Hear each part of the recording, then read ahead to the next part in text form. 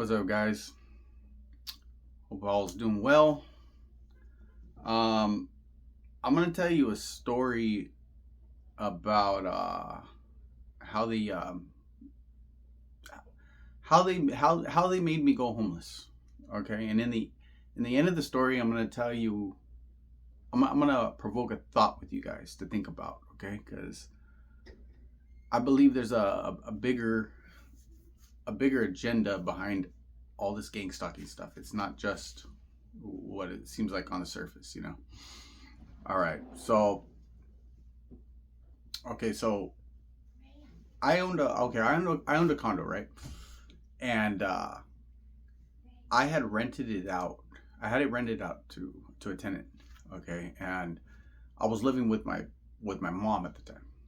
Okay, and since I was doing drugs and all that stuff, my mom didn't want me around. I get it. I was being a fool, and so I pretty much I didn't have much of a choice but to either try and find a place to rent or but I'd call around and nobody wanted to let me stay at their place and stuff. So I was kind of just like, damn, what do I do? I was kind of staying in my car and stuff, and so my girlfriend at the time, she owns a business, right? She owns a legal document preparation business, and in Ventura area. Um, I asked her if I could see. She had a office in the back that was empty. Like, she has an office, and like it was a pretty big place. It was an office, and then there's like a little room in the back of an office. Like, and I told her, hey, let me stay here for a few months or so. I'm gonna sell my house. I'm gonna sell my condo and get some money from there, and then I'll be out of here. You know what I mean? And she's a sweetheart, so she's like, all right. Like, she didn't want to do that, and I understand why. And I just said, all right, cool. She said, okay. And so low key, I was staying in the back room, and then in order to shower and stuff, there was a gym like right across the street. So I was like, oh man, this is gonna work, because it's like the gym was like 24/7 anyway. So, and I had a key to it, the little slider thing, and I was like, cool, this is gonna work. I'll leave in the mornings, while she's conducting business, and I'll be gone, and no one will even know I was there. I was like, and and so that was my plan. That's what I was doing. She she needed help at her business. She wanted to hire somebody, because she was running the whole show by herself, and she had a lot of work. And so she put an ad online somewhere, and looking for help. And some girl replied to it, asking if she can get an interview and stuff. And so she hired this girl. Um, she didn't the girl, like, she knew I was living there, but she was playing dumb, like, it's like if I wasn't, like, she kind of knew. All right. When I saw this girl, I could tell that she was doing drugs. She was a smoker, of crystal. I could tell. And because if you're involved with with that drug, you know, like, you can see it in people. You just know your people. Like, you're a smoker, huh? So, um, so I could tell that she was, and she could tell with me. We knew. When we looked at each other, like, yeah, we know. I know. And so, like, it was a few months in or so, and I was still doing drugs. My girlfriend knew. Okay, my girlfriend knew I was declining, and so so like months pass or whatever. Like, she had been there a few months already, and she starts telling my girlfriend that I can tell that Eric's doing drugs. I could see it. Like, she would say things to her to, like, trigger her. Like, he's smoking, he's doing drugs and stuff like that. And and then my girlfriend wouldn't respond. She would just be like, okay, yeah, well, I don't know. And so this girl, like her attendance work performance was horrible. Like she was calling out all the time to my girl at the time, and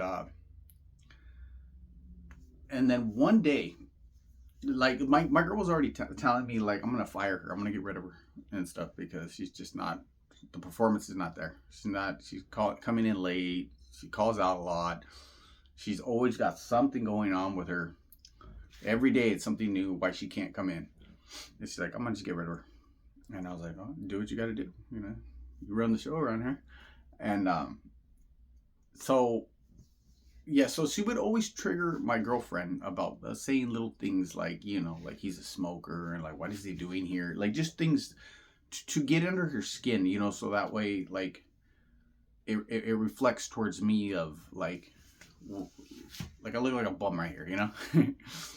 and so one day she calls out saying that she's at the hospital, and she's texting my girl, right? And she told her, so she wrote this big long text, right, of like what was happening, and then why she was at the hospital and stuff, and I don't think my girlfriend ever responded or anything. She just told me like the next day she comes in, I'm just gonna fire her. And so how did she do it? She said I think my girlfriend told her, don't even come in, like don't even come in today, like this is, you just come and pick up your last check or whatever. And so the girl Ashley, that was her name that she hired. I'm sorry, I'm trailing off my head. But she told her, the girl Ashley wrote her a big long like paragraph of that's how she was sorry and that she knew her performance was bad and blah blah blah. All right. My girlfriend was tired of me like being manipulative to her. You know, drug addicts and stuff are like that. Okay. And she would always tell me, you're very manipulative, and like I didn't realize it, you know, because it was just like I was being selfish and trying to get my way with everything, you know. I admit it. And so my girlfriend was just fed up with everything. She was just tired of my shit. She was tired of this girl calling out. She was just tired of everybody's shit. You know, I get it. I totally get it. And so I didn't blame her one bit. And so that girl went in to go pick up her check and all that, right? And but like I said, she had wrote her a big long paragraph of how she was sorry and all kinds of stuff. You know, like give me another chance and blah blah blah. When the next, like I think it was like the next day or something, my girlfriend was just like so infuriated with everything that she was just, I'm just done with this. I'm done with everybody trying to manipulate me into getting their way and stuff. You know, mainly it was towards me. And so she told me, Eric, you know, I can't have you here anymore. You got to go and stuff. And me all smoked out. I was just like, why? Like, come on, you know, I'll be out of here soon. Just let me sell my condo and then like I'm out of here, you know. She's like, no, I'm tired of everybody trying to manipulate me, you know. And she's like, look at what this girl wrote me, you know. And when she showed me the text, it sounded exactly the way I would write something on through text. Like I use, like, see, everybody has their own personal way of communicating, like the way they write stuff, you know. Like you would know, like, oh, this is Diana, the way she, that's my girlfriend's name, or my ex-girlfriend's name. That's how she writes. Like I would be able to tell without her even seeing who it was. You know, everybody has their own personal preference of how they write. And with me, I use the person's name a lot. Like, I'll be like, Diana, can I come this way, please? Like, Diana, please don't be mad at me. Like, I'll keep referring to her name a lot. Like, just because I'm like trying to address her. That's how I write. And this girl wrote the exact same way that I did through text. And I was looking, because my girl showed it to me. Look at what she wrote me, you know? And I was like, what the heck? Like, the writing on the text message, it sounded exactly like me, the way I would write something. I was tripping out. I thought, like, damn, did I write that? You know? Like, it sounded exactly like the way I would write. So I was tripping out, like, what the heck? Like, how did this, like, it blew my mind how like this girl was writing. It sounded exactly like the way I would text somebody. And so my girl was fed up and everything. She's just like, Eric, you gotta go. All right. So I grabbed my stuff and I packed it up, and I told her, all right, well, thank you for everything, and I'm out of here. And like, I really didn't have anywhere to go, and that's how they pushed me out to be homeless. You know, I was out for a while homeless, and this story sounds crazy.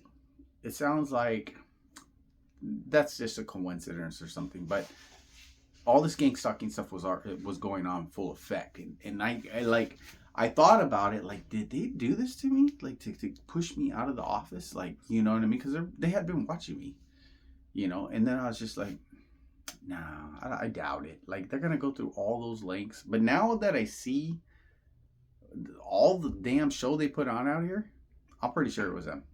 I'm pretty sure it was them. Even my girl told me, like, dude, this text message sounds like you, just a manipulative person. And I was like, damn, it does sound like me. I'm not gonna lie. And think about that for a while. If they were you know, tapping my phone, then they see how I text and everything. You know, they can write it exactly the way I write something. And and they get a feel for how my girlfriend was, like, the type of person she is. This is all about psychology, you know. So they took notes on all this stuff, and they knew that she was fed up. My girlfriend was fed up with me already.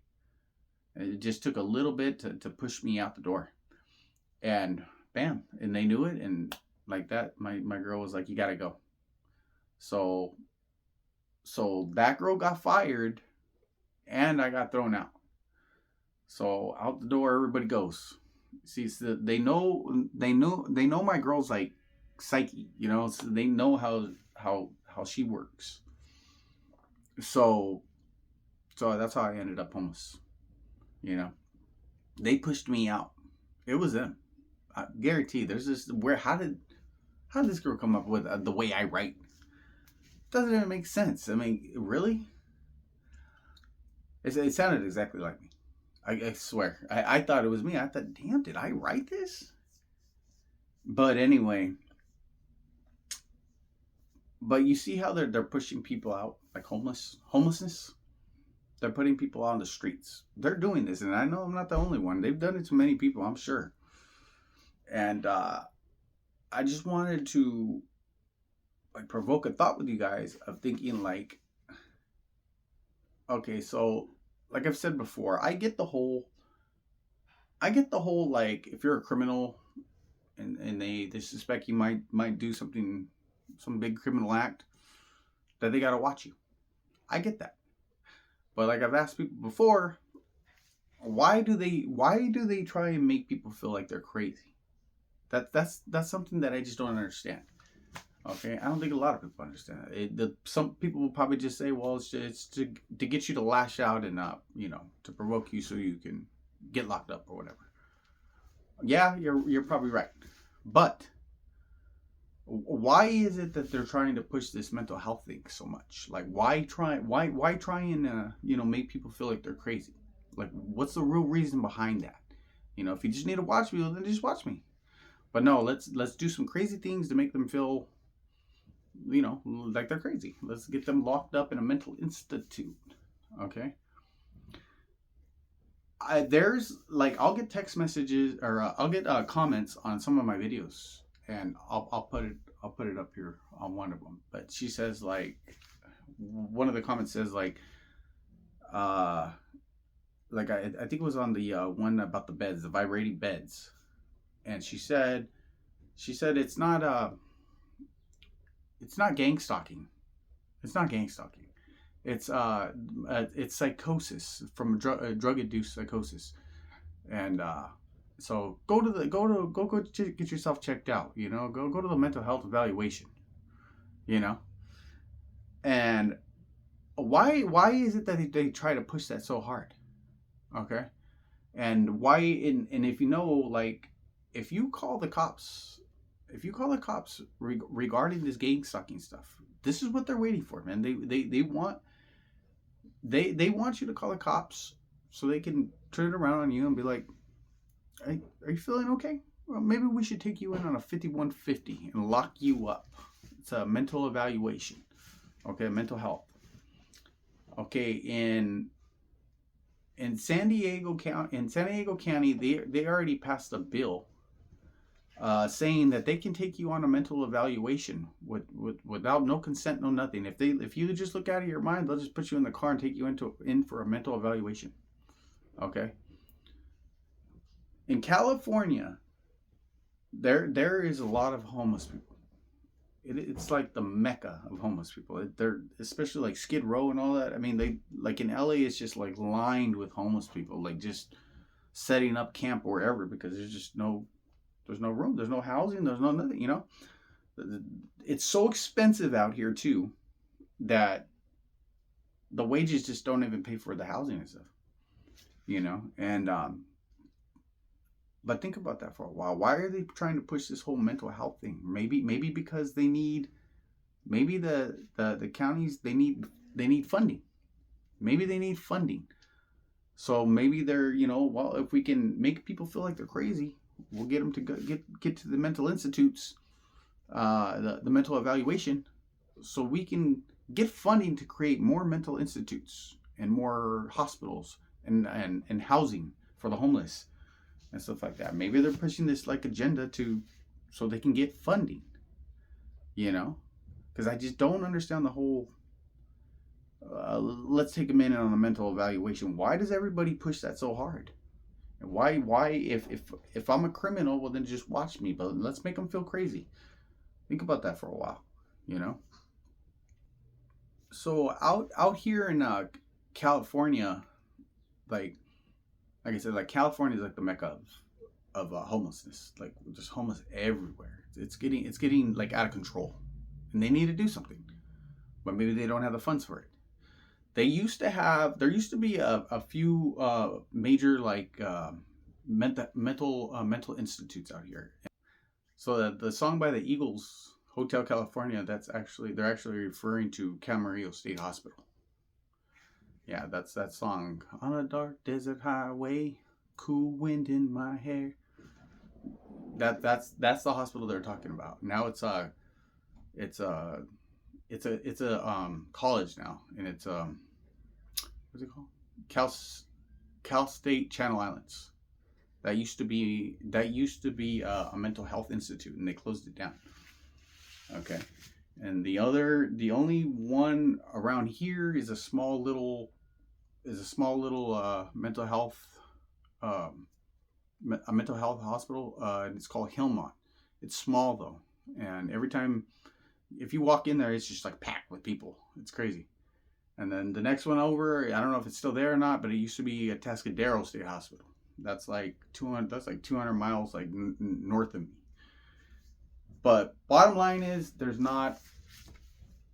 too many people on the streets, too many people that need mental health and you know, homelessness, and there's this, they need money, they need funds, you know. So that's why I believe that's why they're pushing this whole mental health thing very hard. And like I've said before in other videos, every time when they were gangster, they still do it. But every time, like, I'll go out, there'll be like a Ventura County behavioral health van by me. or they'll be on the intersections. Like they just letting me know, like, hey, come on in. You know, that's just one of the little tactics that they do. And just look at all the like comments on some of the videos and stuff, and then people are like, yeah, it's go check yourself out at a mental institute because it's not gang stalking. Like, come on. First of all, if you're talking about it, it's gang stalking. Anyway, but just think about that for a while. Why is it that they're trying to push that so hard? Let's make them feel crazy so he can go check himself into a mental institute. Either that or, you know. But like I said before, don't be calling the cops and stuff. They want to take you on a 5150, guaranteed. But yeah, I'll just I'll end it here, guys. But just think about that for a while and give me your opinions on that. Let me know what you think. Okay. Why is it that they're trying to push this mental health thing so hard? Maybe they need funding. Everybody's in cahoots with this damn funding thing, this mental health thing. So maybe they need funding. They gotta create more homelessness. They gotta create more mental health situations out there. But tell me what you think.